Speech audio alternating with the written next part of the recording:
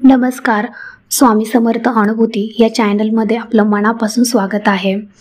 ज्येष्ठ स्वामी सेवेकरींचे आशीर्वाद शेरे पडता, जीवन होई स्वामीमयता. भाग्यानेच मिळती आशीर्वाद, भाग्यानेच मिळते स्वामी सेवा. स्वामी सेवेचा वसा घेऊनी, जीवन होई सार्थकी. मोक्षाचीही वाट धरुनी, चला स्वामींचे बोट धरुनी. सर्व जीवनाचा भार स्वामींवर सोपूया, देह हा स्वामी सेवेचरणी झिजूया. श्री स्वामी समर्थ.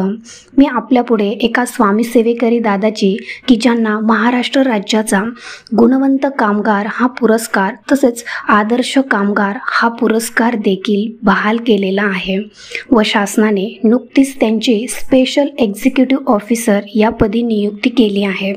साक्षात स्वामी त्यांच्या मुखातून बोलून घेतात.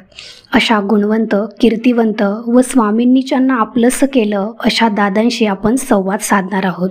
म्हणजेच आपले लाडके स्वामी भक्त श्री राजेंद्र केंजळे दादा आपल्यासमोर प्रत्यक्ष आपल्या प्रश्नांना उत्तरे देणार आहेत. श्री स्वामी समर्थ. दादा, तुमच्याविषयी थोडीफार माहिती सांगितली आपल्या सेवेकऱ्यांना तर खूप मोलाचं होईल. मी जे आहे ना, साधारण 38 वर्ष स्वामींची सेवा करतोय. हां. आता सेवा करतोय म्हणजे काय विशेष करत नाही. मी फक्त संध्याकाळी आरतीला होतो. हां. आता आरतीला असल्यानंतर त्यानंतर मला जे स्वामींनी नंतर आता गेले 3 वर्ष झालं जो आदेश दिलाय, तर त्या आदेशानुसार मी सेवा करतो. बरोबर. आणि सेवा करतोय म्हणजे त्यांनी सुचवतात आणि मी त्यांना मार्गदर्शन करतो किंवा सांगतो, ते त्यांना प्रचिती येते. त्यामुळे बरोबर. आणि तुम्ही सेवा म्हणजे कोणाला देता? आता मी सेवा कशी देते का, ज्यांनी मला फोन केले किंवा जे माझे स्वामी समर्थ स्वामी ओम चॅनलवर आहेत किंवा ज्यांना नंबर माझा मिळाला, त्यांच्या काय अडचणी असतील तर त्यांना मी सेवा देतो. असे. त्याच्यानंतर आपल्या म्हणजे ताई दादांना किंवा सेवेकरांना असे बी प्रश्न पडतात की तुम्ही सेवा देताना तुम्हाला काही अडचणी येतात का?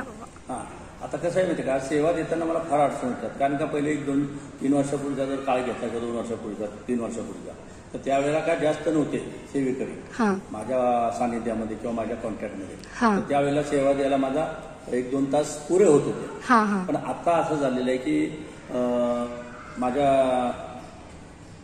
जो काय तुम्हाला उपाय सांगतो किंवा जी काय मी सेवा देतो त्या सेवेचा ताई लोकांना, दादा लोकांना प्रचिती येते. आता प्रकार असा झाला की दादा लोकांना, ताई लोकांना प्रचिती येते, तर असे भरपूर जे फॉलोअर माझे जे भरपूर झालेत, तर त्याच्यामुळे अडचण अशी की एक माझा फोन चालू असला की त्याच्यामध्ये जो 12 फोन येतात, 12-13 फोन येतात. बरोबर. आता त्यामध्ये काय होतं की 12-13 फोनला फॉलो करणं मला शक्य होत नाही. म्हणलं की दुसरा, तो संपला की दुसरा चालूच असतो. बरं काय असते की सतत मी काय हातात फोन घेऊन बसत नाही. शेवट कसं, प्रपंच करून परमात्मा करणारा मी माणूस आहे किंवा तुकाराम महाराजांनी मी तेच सांगितलेलं आहे, प्रपंच करून तुम्ही परमात्मा करा. तर तेच चाललेलं आहे माझं. त्यामुळे माझी काही घरगुती कामं किंवा माझी पर्सनल कामं करताना, संसारिक कामं करताना माझ्या मोबाईल जे असतो तो ब्लूटूथ कानात असतो. कोणाचा फोन येतो हे मी पाहतो. आता एक बंद झाला की दुसरा येतो, तर त्याच्यामध्ये 10-12 फोन जे येतात त्याच्यामध्ये काय होतं, त्यांना ते सेवा मिळू शकत. सेवा नाही मिळल्यानंतर किंवा फोन का नाही झाल्यानंतर त्यांना वाटतं की बाबा दादानी माझा फोन उचलला नाही किंवा दादा एंगेज असतात. परंतु सर्व सेवेकरांना किंवा ताई दादांना माझं सांगू इच्छितोय की तुमच्याकडे आलेली स्वामींची प्रचिती आणि तुमचं माझ्यावर असणारं प्रेम, तर या प्रेमामुळे ज्यांचं प्रारब्ध असतं त्याला ती प्रचिती मिळते किंवा त्यालाच माझा फोन लागू शकतो असं मला वाटतं. आणि काय होतं, आणि कधीही संध्याकाळी सुद्धा तेच, मी जेव्हा सेवा द्यायला बसतो, माझा सेवा देण्याचा टाइमिंग आहे ते 9 ते 12 आहे. त्याच्यामध्ये सुद्धा ज्यांचे मी पुष्कळ वेळा सांगतो की तुम्ही मला संध्याकाळी 9च्या पुढे व्हॉट्सअपवर तुमचं नाव, पत्ता आणि तुमची अडचण तेवढीच मला पाठवताला. पण बरोबर ताई दादांना ऐकायचं काय येतं माहिती का, फक्त अडचण पाठवा, मग अडचणच पाठवतात. ताई दादांनी फक्त नावच पाठवणार. अरे तुम्ही अडचण पाठवून ते मी कुणाला सेवा देतो हे तरी मला कळलं पाहिजे की कोणाचा नंबर आहे, कोणत्या ठिकाणी जातो. आणि जर तुम्ही नावच लिहिलं बघतो तर अडचण काय ती लक्षात येत नाही मला. नंतर मी फोन करतो त्यांना, मला जर वेळ असला तर मी काय होता ताई तुम्ही फक्त मला हे केलं किंवा त्याच्यापुढे प्रश्नचिन्ह टाकतो मी की त्यांचा फोन येतो, नाही होता सकाळी फोन झाला. अरे सकाळी फोन झाला पण मला हजारो फोन येतात, मला दिवसाला 750 फोन येतात, 700-750. आणि त्याच्याबद्दल काय तुमचं मला आणि बोलतो जवळजवळ 500 जणांची. बरोबर. 500 जणांची 400 जणांची माझं बोलणं होतं. त्याच्यामध्ये मला काय कळणार की तुम्ही कोण बोलताय किंवा काय करता. बरोबर. आणि तुमचे फक्त फोन नंबर आहेत माझ्याकडे. तर तुमचे नाव नाही, नाव सेव्ह करण्यासाठी तुम्हाला नाव लिहा म्हणतो, पण तुम्ही लिहित नाही. तर त्यामुळे ही फार मोठी मला अडचण येते. ठीक आहे, मग आपण सेवेकऱ्यांना नाव आणि त्यांची जी काही अडचण आहे ती लिहून पाठवा असं सांगूया. पत्ता आणि त्यांची अडचण जर लिहिली तर प्रत्येक सेवेकऱ्याला परफेक्टली जे पाहिजे ती सेवा मिळण्याकरता काही अडचण येणार नाही. बरोबर. बरेच सेवेकरी दादा असे विचारतात की तुम्ही सेवेत कधीपासून आहेत? मी सेवेत जे आहे ते मगाशी आता सांगितल्याप्रमाणे साधारण 38 वर्ष झालं. ज्यावेळेला माझ्या कानावर फक्त स्वामी समर्थ आलं त्यावेळी माझी प्रफुल्लित त्यावेळेला त्या वयामध्ये माझी प्रफुल्लित भावना झाली. आणि अनेकशा मी ज्या वेळेला कामावर जात होतो, ज्या रस्त्याला सायकलवर जात होतो त्याच रस्त्याला एक स्वामी समर्थ एक मंदिर बांधण्याचं नियोजन चाललं होतं. तर तिथं माझी उत्सुकता लागली आणि असं नकळत माझ्या मनात आलं की स्वामी समर्थांचं मंदिर आपल्याकडे पाहिजे किंवा स्वामी समर्थ वाक्य कुठला मला जाणवत नाही. पण त्यावेळेला मला पगार फक्त 300 रुपये होता. त्याच्यामध्ये मला ते करणं हे नव्हतं, शक्य नव्हतं. तर त्यावेळेला मी बघतो तर खरोखरच त्या ठिकाणी स्वामी समर्थांचा फोटो लावण्यात आला. तर प्रत्येकजण विचारायचं ना काय करताय. तर ते स्वामी समर्थ फोटो आणि त्या फोटो लावला आणि त्या पाया खांदताना त्यापासून ते आज गेले 38 वर्ष त्या ठिकाणी मी मंदिर जेव्हा तयार झालं त्यावेळेस फक्त सकाळ संध्याकाळ आरतीला जात होतो.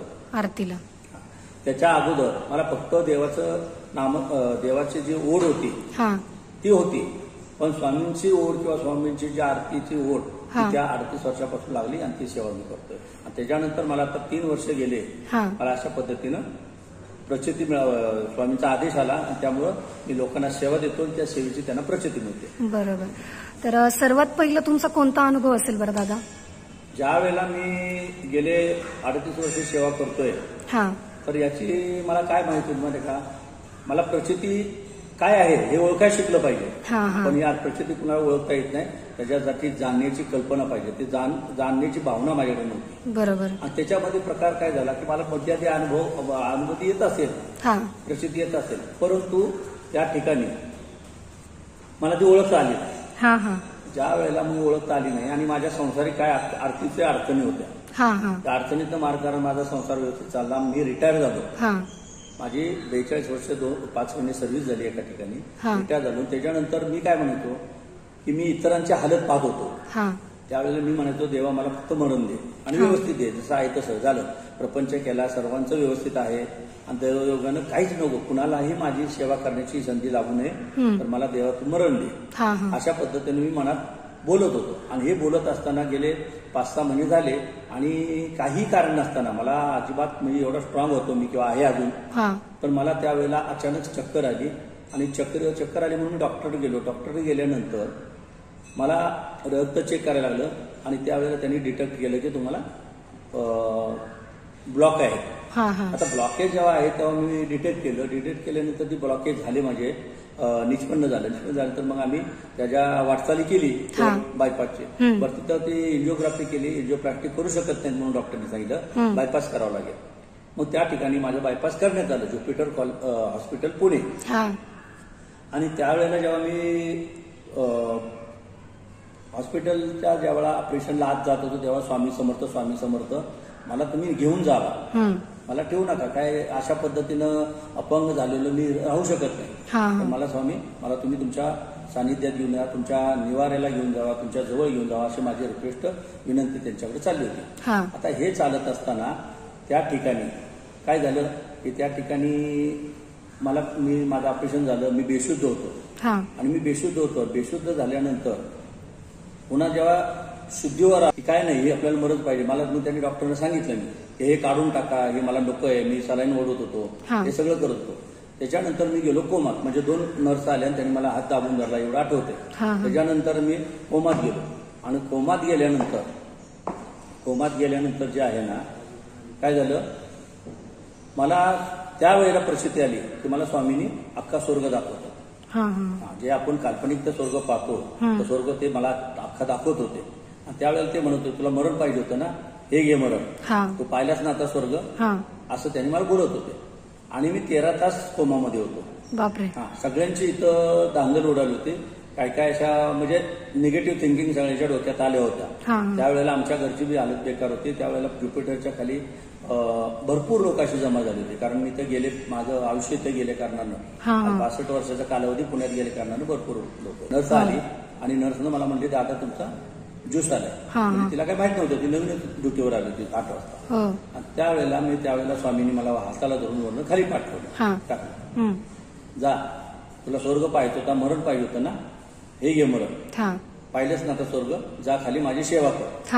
आणि सर्व ताई आणि दादांना मला असं सांगू की ते एका शब्दामुळं मला जी स्वामींनी जी काही शक्ती दिली, मी कुठलंही पंचांग बघत नाही, कुठलंही कसलीही अभ्यासाचा असा विषय नाहीये. तर मी जी सेवा देतो, ज्या वेळेला एखाद्या ताईचं किंवा दादांचं माझ्याकडं अडचण निर्माण करतात, त्यावेळेला मला स्वामी सांगतात, ते आले ना तुझ्याकडं, जा त्याला हे सांगून टाक.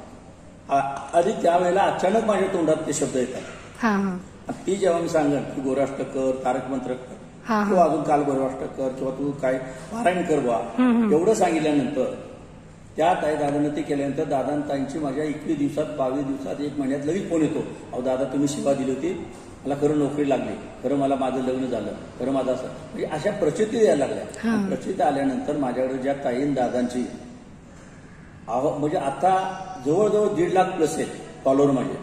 तर मला खूप आनंद होतो की माझ्याकडून स्वामी सेवा करून घेतात. अशा पद्धतीने मी माझा पहिला अनुभव. तर दादा, आपल्या सेवेकऱ्यांना जर सेवा घ्यायची तुमच्याकडून तर ती कशी घेता येईल बरं? म्हणजे कोणत्या मठात जायचं किंवा कसं? काय काय ताई आणि दादांचा भरपूर असे फोन येतात. एक म्हणते मी 3 महिने लावते, एक म्हणते मी 2 दिवस करते, एक म्हणते 8-8 दिवस फोन लावतो तर तुमचा लागत नाही. तर ताई दादांना माझी अशी एक कळकळीची सांगणे आहे की ताई आणि दादा तुम्ही नाराज होऊ नका. तुमचं ज्या वेळेला प्रारब्ध होईल त्यावेळेला तुम्ही मला भेटा, त्यावेळेला तुमचा फोन लागेल. आता मला माझ्याकडून सेवा घेण्याकरता फक्त तुम्ही फोन करायचे, आणि फोन केल्यानंतर मी ही जी सेवा देतो ही सेवा तुम्हाला व्हॉट्सअपवर ऑनलाईन देत असतो.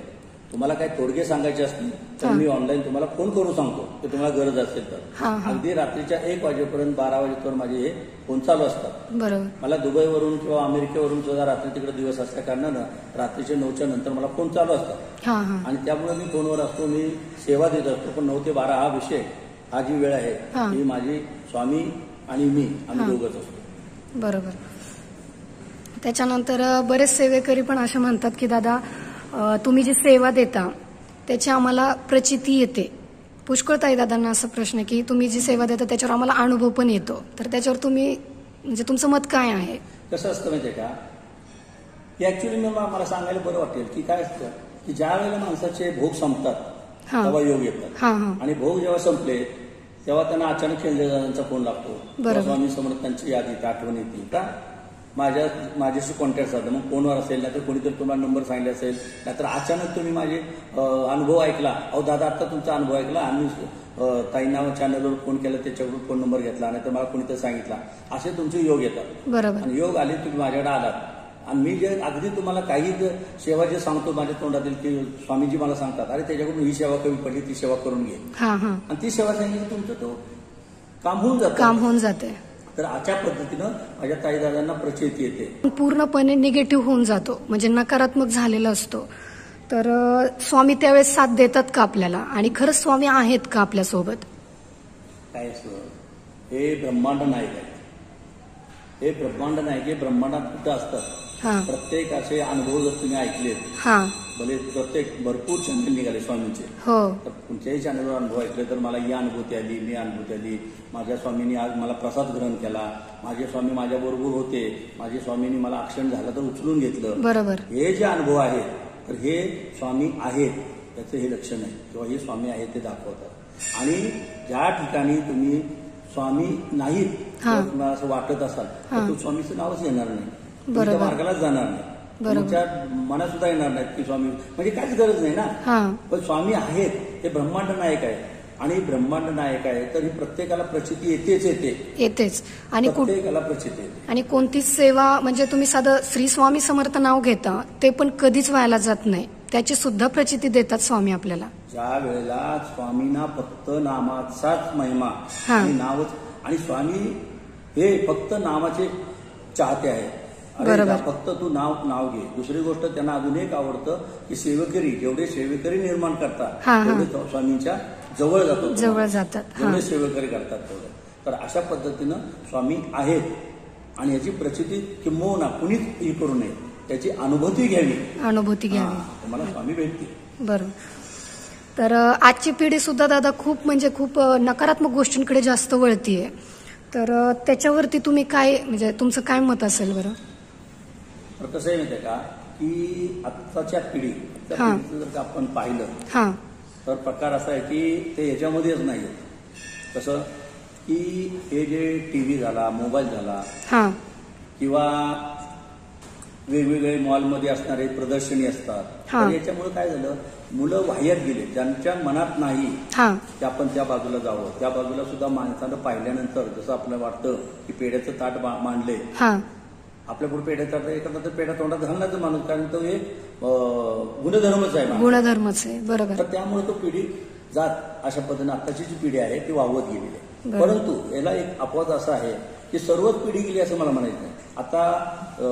आताच एकदा म्हणजे जस्ट मागच्या महिन्यात आषाढी एकादशी वारी झाली. या वारीमध्ये लाखोच्या संख्येने युवक होते, लाखोच्या संख्येने महिला होता, म्हणजे युवती होत्या.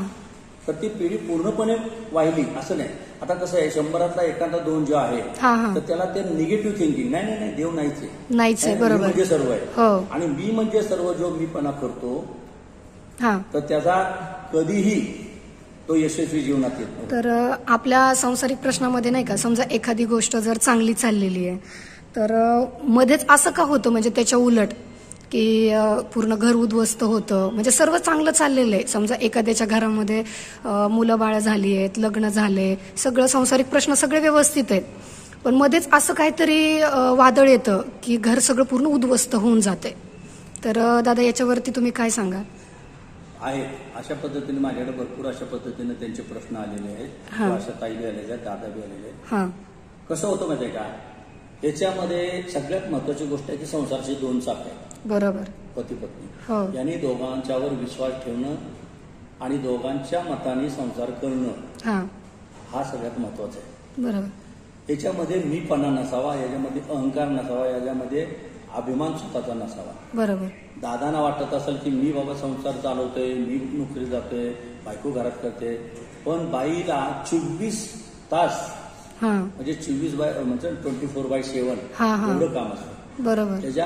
तिच्या कामाचं कुणीही मोल करत नाही, पण हे मोल दादानी जाणलं पाहिजे.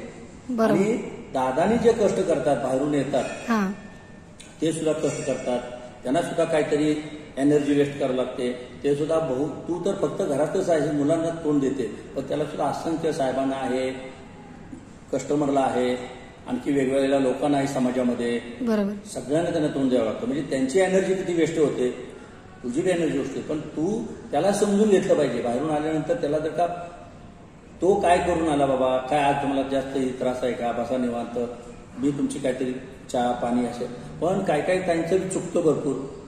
ते काय करतात म्हणजे काय हे करतात का, असा विषय नाहीये. तर अंडरस्टँडिंग सांगण्याचं तात्पर्य आहे की ही महत्वपूर्ण बाब आहे की अंडरस्टँडिंग, दोघांमध्ये समजूतपणा असणं खूप गरजेचं आहे. आता दुसरं गोष्ट कसं आहे की काही दिवस ते जातात, आता काही दिवस जातात, दोघंही चांगले असतात, दोघांचाही काय प्रॉब्लेम नसतो, पण मात्र वादळ निर्माण होतं. तर हे जे असतं ना, हे काय असतं की एक तर तुमचं कुलस्वामिनीचं लग्न केल्यानंतर तुम्ही तुमच्या त्या जोशामध्ये असता आणि एकदा लग्न झाले की ते विसरतात. बरोबर. विशेषतः माझ्याकडे आलेले जे प्रॉब्लेम आहेत, अडचणी आहेत, त्या लव्ह मॅरेजवाल्यांच्या जास्त आहेत. ज्यांनी लव्ह मॅरेज केलं त्यांनी काय करतात की लव्ह मॅरेज करतात तर बस मिया बीवी राजी तो क्या करेगा काळजी, पण त्या ठिकाणी सुद्धा काळजी असतो. त्या ठिकाणी देवाला तुम्ही विसरता. आपलं लग्न झालं की आपण पहिले कुलस्वामिनी करतो, पूजा करतो, गोंधळ करतो, काय जे प्रत्येक याच्यामध्ये चालतं ते प्रत्येक जण देवाचं कार्य करतात, पण काही लोक ते देवाचं विसरतात आणि त्यामुळे हा कलह निर्माण होतो. काय असतंय, नाक आपल्याशिवाय तोंड उघडत नाही. काही दिवस देव वाट बघतो, बरं याची आयुष्य झाली, याला मुलगा झालं तरी माझ्याकडे बघत नाही, मग याचं नाकदारा नाक दबलं तोंड उघडतं, त्यावेळेला मग संसारामध्ये अहंकार निर्माण होतो. दुसरी गोष्ट महत्वाची आहे की या ठिकाणी दुसरी एक बाधा अशी असू शकते की पितृसेवा. बरोबर. जर तुम्हाला गेल्या म्हणजे तुमच्या पितरांचा जर त्रास असेल, पहिले कसं शाप लागायचा लोकांचा, बरोबर, आता कलियुगामध्ये ते होत नाही, पहिले शाप लागायचा. तर पहिले शाप लागायचा तर तुझ्या बाबा वंशाचा दिवा असं होईल किंवा तुझ्या वंशाच्या दिवाच्या नातवाचा संसार व्यवस्थित होणार नाही, हा शब्द कधी ना कधी लागत होता. तर हा जो शब्द लागणे ज्याचा शाप आहे, तर शापित मुळं बी संसारामध्ये अहंकार होतो. बरोबर. याच्यामध्ये या दोन्ही गोष्टी आपल्याला पाहणं गरजेचं आहे, आपण करणं गरजेचं आहे. आजकाल पितृसेवा निवारण म्हणजे पितृसेवा कोण करायला दजवत नाही. अरे काय चाललंय ते फोटोची पूजा वगैरे नाही रे, त्याच्या पाठीमागं फार मोठं इतिहास आहे, ते करणं गरजेचं आहे. कावळ्याला घास घालणं गरजेचं आहे, त्याच्यावर सुद्धा दुर्लक्ष केलं जातं, देवाकडे दुर्लक्ष केलं जातं. दोघांच्या मसना असणारा विश्वास हा जर अटळ असेल तर संसारामध्ये कधीही कदापि तुमच्या वावटळ येणार नाही. बरोबर. तर या 3 गोष्टी तुम्ही सांभाळल्या पाहिजेत. तर दादा, बरेच सेवेकरांना असा पण प्रश्न पडतो की आमच्या घरामध्ये मांसाहार केला जातो किंवा आम्हाला स्वामी सेवेत यायचंय, पण स्वामींचे खूप नियम आहेत, अटी आहेत, तर मग आम्ही स्वामींची सेवा कशी करावी? तर याच्यावर काय सांगाल दादा तुम्ही? माझे स्वामी समर्थ जे आहेत ना, याच्यामध्ये अटी हा विषयच नाही येत. बरोबर. जनाबाई दळता कांडता नाव घ्या हरीचे. अरे तिथं कुठे अटी होत्या? ते स्वामीच आहेत ना. ती जेवली का, ती आंघोळ केली का तिनं, का ती दळत बसली का, सकाळी 5:05 करते, काही नाही ना. पण तो हरी तिथं धावला. बरोबर. आज गोऱ्या कुंभारानं फक्त नाचत नाचत नुसतं भजन करत ती मात्र एवढं तो तल्लीन असायचा. देवळात कधी गेला का नाही, भाव तिथं देव. बरोबर. तुम्ही मला सांगा की त्याच्यामध्ये ते काय खातात, काय पितात, काहीच नव्हतं. सावता माळ्यानं माळा राखत राखत नामस्मरण केलं. बरोबर. तर स्वामीनं माझ्या नामस्मरण प्रिय आहे. दुसरी गोष्ट, तुम्ही जी शंका विचारली की मांसाहार, बरोबर, मांसाहार हा एक कलियुगाचा जास्त प्रबळ वाढलेला आहे. तर तरी मांसाहार आता करण्याचा कलियुगात कुणाला रोखता येत नाही. प्रत्येक जण आपापला राजा आहे, प्रत्येक जण आपापल्या मानाचा मालक आहे. बरोबर. परंतु तरी पण तुम्ही जर का देवाकडे, बायको जर देवाचं करते तर पतीला पटत नाही, पती करतो तो बायकोला जमत नाही. अशा पद्धतीने भरपूर अशा पद्धतीनं माझ्याकडे जे आहे ते विषय आलेले. तर याच्यामध्ये काय माहितीये काही की आता एक स्वामी समर्थांच्या आज्ञेनुसार किंवा स्वामी समर्थांच्या जे मला उपदेश केला त्यानुसार म्हणा किंवा माझ्या एक मनाची तुमची समजूत घालण्यानुसार म्हणजे माझ्या बुद्धीनुसार असं म्हणायला हरकत नाही. तर मी असं सांगू इच्छितो की आपण ज्या वेळेला आंघोळ करून पवित्र होतो ही आपली भावना आहे. तशा पद्धतीने तुम्ही आंघोळ करून तुमचं जर का सकाळी सगळी तुमची प्राणप्रतिष्ठा तुमचे जे काय हे असतील साधना असेल ते साधना केली, तुमची सेवा केली, त्याच्यानंतर जर संध्याकाळी जरी कदाचित तुमच्याकडून ते खायला नाही पाहिजे या मताचा मी माणूस आहे. पण कदाचित काय होतं, समजा नवऱ्याला बायको असा अट्टहास होतो, त्यावेळेला घरातल्या लोकांचा बी अट्टहास असतो की तू एवढं देवदेव का करते. तर त्या ठिकाणी तुम्ही जर संध्याकाळी तुमच्या खाण्यात आलं तर सकाळी तुम्ही आंघोळ करूनच उपासना करत असता. तर त्यामुळे तुम्ही भीती बाळगायची काही कारण नाही. या ठिकाणी तुम्हाला मी आता सांगावंसं वाटतं, मला माझा एक अनुभव होता की सिंधुदुर्गमध्ये नाही रायगडमध्ये एक ताई आहे, ते माशांची गाडी लावत होती औदुंबराच्या खाली. आणि औदुंबराच्या खाली जात आता काय होते, मच्छी होती, म्हणजे शेवट काय होतं, नॉनव्हेजच होतं. परंतु तिनं मला असं सांगितलं की माझा धंदा तिथं चालेल ना, मला व्यवसाय वाढायची, सेवा द्या. त्यावेळेला ते मी म्हटलं काय करता धंदा, मला असं जाऊ दे म्हटलं, प्रत्येकाचा उदरनिर्वाह असतो, कोण काय करेल, कारण ही देवानं दिलेली पोट भरण्यासाठी कला आहे. तर तिनं काय केलं, तिथून गाडी तिनं पलीकडे लावली. म्हणजे दादा मी पलीकडे गाडी लावल्यापासून माझा धंदाच होत नाही, काय करावं, पलीकडे रस्त्याच्याच पलीकडे औदुंबराचं झाड होतं त्याच्या पलीकडे लावली. कारण कुठे तिला सांगितलं औदुंबराखाली नको म्हणून. बरं ठीक आहे ताई म्हटलं तू एक काम कर, हे तुझा पोट्या पाण्याचा प्रश्न आहे, उदरनिर्वाहाचा प्रश्न आहे. तर या ठिकाणी जे आहे ना, या ठिकाणी तुझी गाडी पुन्हा तू औदुंबराच्या झाडाखाली लाव, तुझा धंदा व्यवस्थित होईल. आपण दादा लोक असे म्हणतात काय म्हणतात त्यापेक्षा नाही, तुला आशीर्वाद कुणाचा आहे तो महत्वाचा आहे. बरोबर. तिनं परत औदुंबराच्या झाडाखाली ते लावली, तो अनुभवी ऐकायला चॅनलवर आहे. तर त्या ताईचा धंदा दुप्पट झाला. बरोबर. म्हणजे मला असं म्हणायचंय की जर नॉनव्हेज किंवा काय त्याच्यापासून तुम्हाला जर भीती वाटत असेल तर त्या ताईंची एक अनुभव तुम्ही लक्षात घेता, तुम्ही आतून मनातून किती शुद्ध आहात तो आणूच नका मनात. तुम्ही तुमची मनाची प्रवृत्ती शुद्ध करा, मन शुद्ध करा आणि मनातील भाव देवाला द्या. भाव तिथं देव असतो. त्यामुळे तुम्ही मनापासून सेवा करा, निश्चित तुम्हाला प्रचिती आल्याशिवाय संतती प्राप्ती होत नाही किंवा नोकरी लागत नाही, विवाह होतात पण ते पूर्ण म्हणजे परत टिकतच नाहीत, किंवा पैसा येतो पण पैसा टिकत नाही, घरात लक्ष्मी टिकून राहत नाही, किंवा घरात सतत आजार पण असतं, सतत कटकटी असतात. तर त्याच्यावरती दादा आपण म्हणजे तुम्ही काय सेवा देऊ शकता? तर कसं आहे माहिती आहे का की या ठिकाणी मला असं सांगायचं आहे, चांगला तुम्ही प्रश्न विचारला की लग्नाचा जर विषय आपण घेतला तर आजकाल जवळजवळ सर्रास लव्ह मॅरेज केले जातात. त्याच्यामध्ये देवादेवाचं काही पाहिलं जात नाही, तुमची कुंडली पाहिली जात नाही. ते कुंडली दोष असतातच, जन्मतात असतात, पण त्याच्याकडे दुर्लक्ष केलं जातं. आता हे जाणून बुजून दुर्लक्ष करण्याचं कारण असं असते की पहिलेच त्यांचं लव असतं, जर कदाचित त्याच्यामध्ये काही कुंडलीमध्ये दोष निघाला तरी त्यांचं लग्न ते रोखू शकत नाही. बरोबर. म्हणजे ते कुंडली पाहण्याचा जो काही दोष आहे तो दोष आईबापांनी न लावून घेता त्यांना तशा पद्धतीने मुभा दिली जाते. मुभा दिली जाते की मुलं त्यांनी लग्न करायला परमिशन देतं. परमिशन दिल्यानंतर लग्न जर झालं तर लग्नानंतर जे त्यांचे जे भावी सुरू होणारे कटकटी म्हणा किंवा डायव्हर्स म्हणा किंवा काही पण ज्या गोष्टी येतात ती फक्त एकच की तुम्ही तुमच्या कुलदेवीला पाहत नाही, तुमचे जागरण गोंधळ काही ती करत नाहीत. आणि दुसरी गोष्ट आहे की तुमची काही गोष्टी तुमच्या राशीमध्ये त्यांच्यासाठी योग्य नसतं. जसं मंगळाचं एक उदाहरण घेऊ आपण. तर मुलीला मंगळ असेल तर तो त्याचा नवरा जास्त टिकत नाही किंवा त्याचं सौभाग्य जास्त टिकत नाही, असा जो दोष आहे तो दोष दूर करणं पाहिजे. मंगळाला मंगळाचंच पाहिजे किंवा मंगळाला मंगळाची नको आहे अशा पद्धतीने तुम्ही ते पाहणं गरजेचं आहे आणि ते पाहिलं जात नाही. त्याच्यामुळं याच्या पुढं जे आहेत ना तर याच्या पुढे अशा पद्धतीनं संसार टिकत नाही. दुसरी गोष्ट विश्वास हा महत्वाचा चीज असतो. चांगली लग्न झाली तर दोघांचा विश्वास हा अटळ पाहिजे. अटळ जर विश्वास असेल तर विश्वासाला तडा न जाईल. बायको लग्नाच्या अगोदर तर तुमचं वेगळं जीवन होतं आणि आता नंतर सुद्धा जर का तशा पद्धतीनं तुम्ही संशय नजरेनं जर बायकोकडे पाहिलं किंवा ती बायकोनं संशय नजरेनं जर नवऱ्याकडे पाहिलं तर कदाचित त्याच्यामुळं जीवनामध्ये कलह निर्माण होतो. बरोबर. त्याच्यामध्ये अहंकार नसावा. बायकोने मी म्हटलं नाही पाहिजे की तू जातो नोकरीला लागतास पण मी काय काय करते, राडा करते. जसं तुला 24/7 काम आहे तसं त्याचं 8 तासाचं काम सुद्धा फार व्हॅलिड आहे. त्यांना किती जणांना तोंड द्यावं लागतं, मॅनेजरला आहे, कामगारांना आणि कस्टमरला आहे, सगळ्यांना तोंड द्यावं लागतं. येता जाता समाजाला त्याच्या सामोरं जावं लागतं आणि तरी त्याला टेन्शन असतं. तर त्या ट्रेसमध्ये घरी आल्यानंतर बायकोने सुद्धा त्याला समजून घेऊन अशा पद्धतीनं चांगल्या पद्धतीनं तुमचं वार्तालाप झालं पाहिजे. आणि बायकोचं बी जे काही कष्ट आहे ते बी त्यानं समजलं पाहिजे. कारण बाईला 24/7 सतत कामच असतं. त्याच्या कामाचं बी व्हॅल्युएशन त्याने केलं पाहिजे. त्यावेळेला ही जर का एक दोघांचा जर का दोघांमधला हा मतभेद संपला किंवा दोघांनी एकमेकाला जाणून घेतलं तर हा कलह कधी निर्माण होत नाही.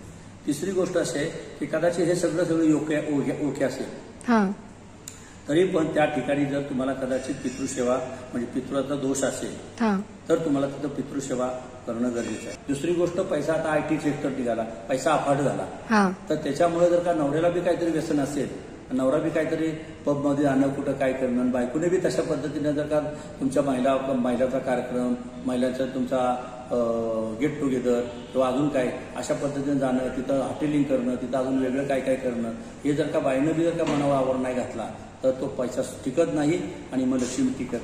तर दादा आता आपला सगळ्यांच्या सेवेकऱ्यामार्फत मी हा प्रश्न विचारतेय आणि शेवटचा असेल की बरेच सेवेकरी म्हणतात की दादा तुम्ही किंवा त्यांनी असे पण काही ऐकलेले आहेत की बरेच असे सेवा देतात किंवा माहिती सांगतात किंवा मार्गदर्शन जरी करायचं म्हणलं तरी ते आपल्याकडून पैसे घेतात. तसं दादा तुमच्या बाबतीत काही आहे का की तुम्ही सेवा देता, माहिती सांगता किंवा तुमच्याकडून जर कोणाला काही मार्गदर्शन पाहिजे असेल तर त्याच्याबद्दल तुम्ही काही पैसे घेता का? हे बऱ्याच जणांचे शंका आहेत दादा, याच्याबद्दल तुम्ही काय सांगाल? ताई मी जे आहे ना मी 42 वर्ष 5 महिने सर्व्हिस केली, म्हणजे फुल सर्व्हिस केली. मी प्रपंचा अतिशय योग्य म्हटलं तरी चालेल कारण का माझं कुठल्याही ठिकाणी माझं कुठलं मन राहिलंय असा विषय काहीच नाही. स्वामी समर्थांच्या कृपेने जे काय माझे संतान आहेत ते संतान अतिशय व्यवस्थित आहेत. माझा संसार माझे व्यवस्थित आहे, माझी गृहिणी माझ्याबरोबर व्यवस्थित आहे आणि सगळं मी समाधानी आहे. आणि ठेविले अनंतात तैशी जरावे चित्ते असो द्या समाधान, या वृत्तीप्रमाणे या उक्तीप्रमाणे मी माझं कार्यभाग चाललेला आहे. आता याच्यामध्ये कसं झालं की मी ज्या वेळेला नोकरी होतो तेव्हा त्या नोकरीमध्ये कसं भागवायचं, कसं काय करायचं, किती अनंत अडचणी निर्माण व्हायच्या, त्या अडचणीला तोंड देऊन आपण संसार केलेला आहे.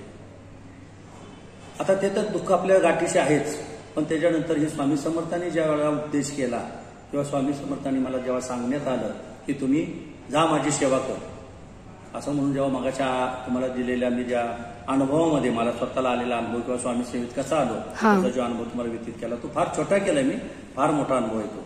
तर त्यावेळेला ज्यांनी ते मार्गदर्शन जे काही शब्द केले तर त्यावेळेला सुद्धा त्यांनी किंवा त्यांना सांगण्याच्या अगोदर मीच की मी तुमची सेवा करेन, पण निःशुल्क किंवा निस्वार्थी भावनेने मी सेवा करण्यात तुमची कटिबद्ध आहे हे वचन आहे. दुसरी गोष्ट त्यांना वचन जर आहेच आहे, पण मी नंतर अभ्यासाच्या माझ्या दृष्टिकोनातून मी सांगतो की ज्या वेळेला स्वामी समर्थ पारावर बसायचे किंवा वटवृक्षाच्या खाली तिथं बसायचे, ज्या वेळेला इतरांना ती सेवा द्यायची, तेव्हा त्यांनी कधीही आज स्वामी समर्थासारखा जो देव आहे म्हणून आपण त्यांनी फक्त लंगोटी घातली, त्यांनी कशाचीही कधीही अपेक्षा केली नाही.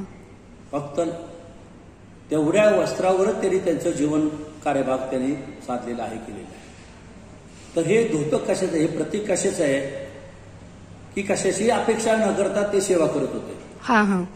मग आम्ही त्याच्यापेक्षा कोण आहे मोठा, किंवा जगामध्ये जे काही स्वामी समर्थांची सेवा म्हणून काय करत असतील किंवा काहीतरी मार्गदर्शित असतील, काहीतरी ते त्यांचे तोडगे देत असतील, तर ते त्यांच्यापेक्षा मोठे झाले का? मग त्यांनी का अपेक्षा करावी फळाची, पैशाची? अरे तुम्ही कष्ट करा. स्वामी समर्थांचा एक उद्देश आहे की तुम्ही 2 पावले या, मी 10 पावले येतो. देरे हरे पलंगावरी नाही. जर तुम्ही देरे हरे पलंगावरी करताय, 2 माणसांना 2 शब्द तुमचे काय दिले आणि त्या ज्ञानाचे जर तुम्ही पैसे घेत असाल किंवा तुम्ही त्याच्या पैशामध्ये मोजत असाल, तर त्या ज्ञानाला काही अर्थ राहणार नाही आणि त्या ज्ञानाचा कदापि उपयोग कुठेही होणार नाही. बरोबर. आता बी सांगायचंय की पैसे घेणारे भोंदू भरपूर निघाले आहेत. देवळात तुम्हाला वाटतं अरे माझ्या बसमध्ये शेजारी तो असाच बोलला होता, तो असाच केला होता, किंवा तुम्हाला माझ्या शेजारी कोणतरी आला होता किंवा जाता जाता कोणतरी भेटला, मला स्वामी समर्थांचा दृष्टांत झाला, असं तसं झालं, पण त्याच्यासाठी काय करू नको. त्याच्यासाठी फक्त अन्नदान करणं, त्याला बोलवणं, जेवण देणं तुला लईच वाटलं. पण स्वामी असे मागत नसतात. काय काय ठिकाणी स्वामीने, आता परवा दिवशी एक मला अनुभव आला, ते घरी आले, मग मला चहा कर, स्वामीच्या वेशात होते, अचानक आले, दिला. पुन्हा मला नाश्ता कर, दिला. परत नंतर म्हणले तू असं कर, डाळ घरात नव्हती, डाळ जाऊन घेऊन येऊन मला दे. आता घरात नव्हती तर डाळ मागायची काय, जे देतं त्याच्या समाधान मानणारे स्वामी किंवा तशा पद्धतीने आपण करणार. अरे स्वामींना फक्त नामाची गरज आहे, बरोबर, कुठल्याही गोष्टीची गरज नाही. मी तर ताईना स्पष्ट त्या म्हणल्या, हो ते कुंकुमार्चन किती वेळा करायचं? अगं ताई तसली माझी सेवाच नसते. मी माझ्या ताईंना सुपारी पान सुपारीसुद्धा आणून पूजा करा, असं कधीही खर्चात पडत नाही, हे लक्षात ठेवा. जर माझी साधी सोपी सेवा असेल आणि जर कुणाचं जर काय म्हणणं असेल की नाही ते कुंकुमार्चन करायचं पाहिजे, ते असं करायला पाहिजे, ठीक आहे ना, भाव तिथे देव, तुमचा जिथं भाव असेल तिथं तुम्ही करू शकता. पण माझ्याकडून कुठल्याही ताईला 5 पैशाचा खर्च होईल अशी सेवा कधीही दिली जात नाही. आणि मी माझ्या कुठल्याही ताईकडून, उलट माझी ताई जर मला इथं भेटायला आली तर माझ्या जीवात जीव नसतो, अरे तुझे एवढे पैसे गेले वाटखर्चीला, तो असे. तर एका ताईला मी स्वतःहून नाश्ता चहा पाणी देतो. अहो आता तुम्ही कशाला देता? नाही, तू माझी पाहुणे आली, स्वामी, तू माझ्याकडं स्वामी समर्थांच्या सेवा मागण्यासाठी आली, हा भाग वेगळा आहे.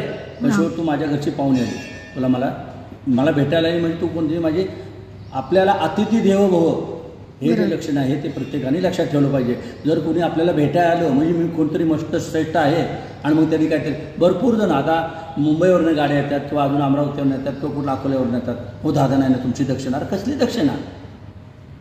मी माझा टायमिंग मला स्वामींनी सांगितलं आहे, मला स्वामींनी ही वेळ दिलेली आहे, मला स्वामींनी मला जागा दिलेली आहे, ती जागा मी भरून काढण्याचं हे काम करतोय. मी आतापर्यंत जर का माझ्या सर्व्हिसमध्ये 42 वर्ष सर्व्हिसमध्ये कदाचित कोणाला वेळ दिला नसेल, तर मी आता मला फक्त स्वामींनी सांगितलं की माझी सेवा करण्यासाठी तुला वेळ दिलेला आहे. आणि जर त्यांचं स्वामींच्या मनात आलं असतं तर ज्या वेळेला माझी बायपास झाली त्यावेळेला मला पहिली त्यांनी उपदेश केला, त्यावेळेला त्यांनी घेऊन गेले असते. पण ज्यावेळेला मी मरण मागत होतो त्यावेळेला त्यांनी मला जीवदान दिलंय आणि जीवदान देताना त्यांनी सांगितलंय की जा माझी सेवा कर. मग ही सगळा जो माझा मिनिट सेकंद माझ्या जीवनातला जो उर्वरित भाग आहे ही माझ्या मी सेवेसाठी घालवतो. पण त्याचं काहीतरी त्याच्या बाबतीत मोबदला पाहिजे असा मी कदापि कुठेही म्हणत नाही, म्हणणार नाही.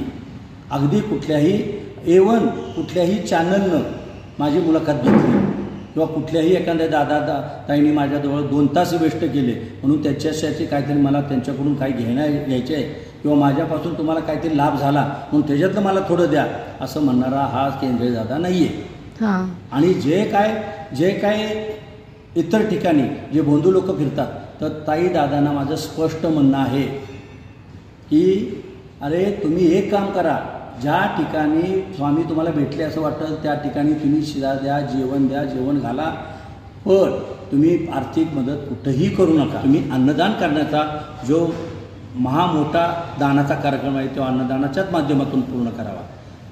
बोंधू बाबा कुणी माणूस घरी येऊ द्या, कसल्याही वेशात येऊ द्या, डायरेक्ट त्यानं स्वामीच्या ड्रेसात येऊ द्या, काही नाही, त्यांना कधीही पैसे देऊ नका, त्यांच्या कधीही बोलण्याला बळी पडू नका.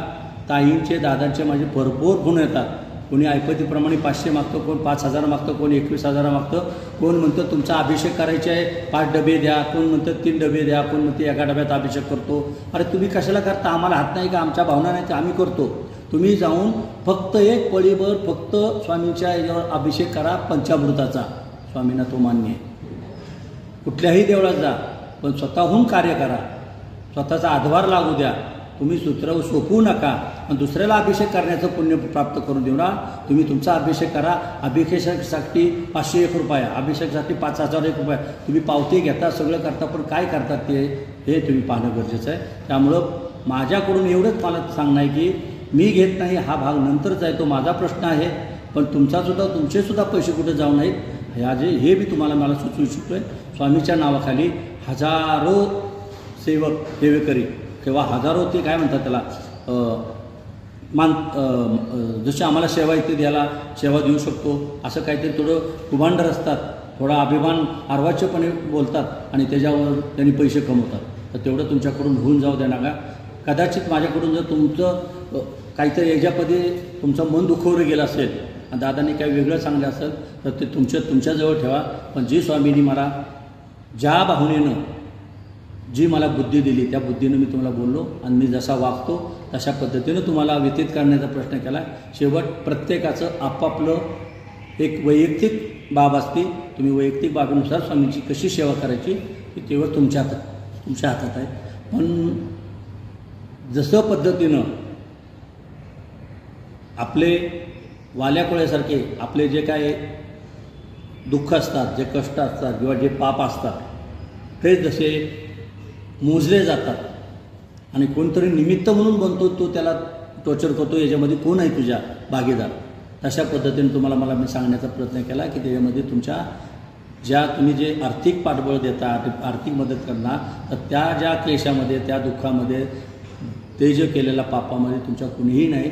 शेवट तुम्हीच त्याच्यामध्ये दोषी असता हे तुम्ही लक्षात ठेवा. आणि आपण लक्ष्मी कुठं देतोय, कुठल्या ठिकाणी टाकतोय, त्या लक्ष्मीचा अपमान करू नका आणि योग्य त्या ठिकाणी अन्नदान द्या. अन्नदानासारखं श्रेष्ठ दान कुठंच नाही. आणि तुम्हाला सांगतो शेवट मला एकच सांगायचं आहे, सर्व ताई दादांना माझा गेलेली नागपंचमी म्हणा किंवा येणारे रक्षाबंधन आहे त्याच्या रक्षाबंधनानिमित्त ताईंना माझ्या सर्व ताईदांना लाखो स्वामीमय शुभेच्छा देऊन मी या ठिकाणी जर माझं काही राहिलं असेल, चुकलं असेल तर सगळ्यांनी मला समजून घ्यावं आणि मला ज्या मार्गदर्शनाची तुम्हाला गरज आहे त्यांनी मला वैयक्तिक फोन करावा. माझा फोन नंबर या स्क्रीनवर तुम्हाला दिसेलच. आणि एवढं बोलून मी माझी सेवा समर्पित करतो.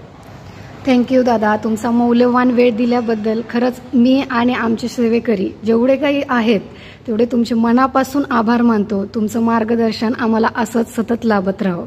धन्यवाद दादा. श्री स्वामी समर्थ. स्वामी भक्त हो, केंजळे दादांच्या मुलाखतीतून तुम्हाला तुमच्या सर्व प्रश्नांची उत्तरं मिळाली असतील अशी मी अपेक्षा करते. आणि दादांची मुलाखत तुम्हाला कशी वाटली ते मला कमेंट करून नक्की सांगा. आणि अशीच पुन्हा दादांची मुलाखत ऐकायला तुम्हाला आवडत असेल तर तेही मला नक्की कमेंट करून